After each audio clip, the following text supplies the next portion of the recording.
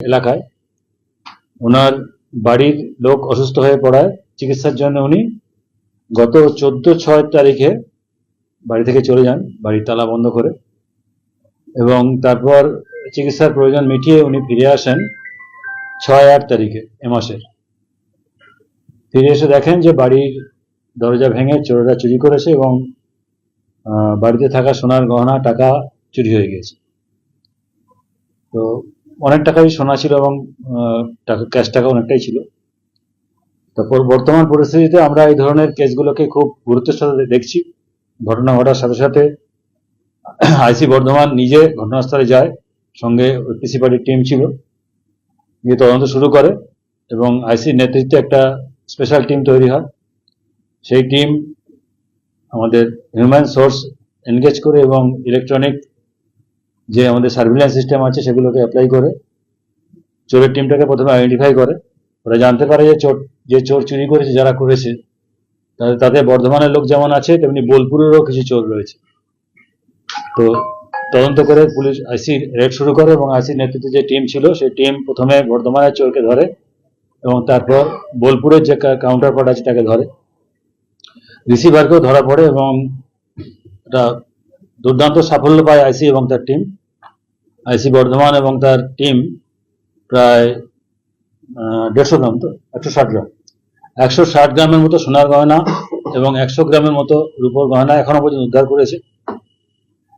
3 লক্ষ টাকা ক্যাশ উদ্ধার করেছে আইসি।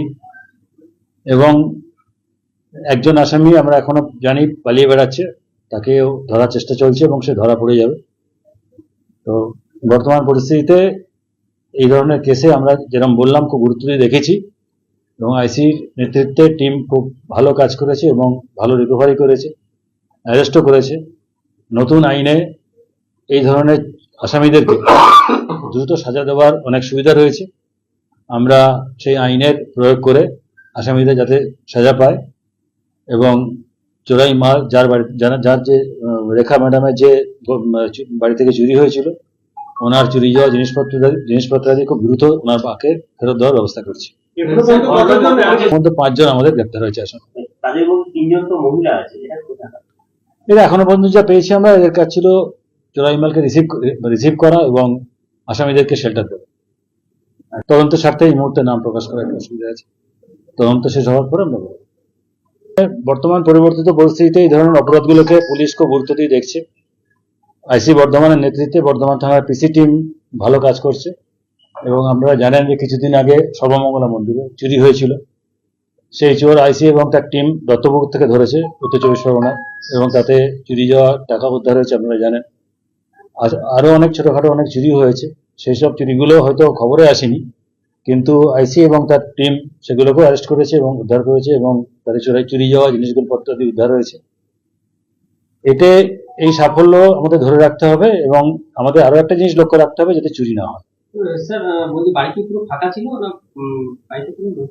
বাড়ি পুরো ফাঁকা ছিল, ওগুলো রিকনস্ট্রাকশন অফ পিও করা হয়েছে।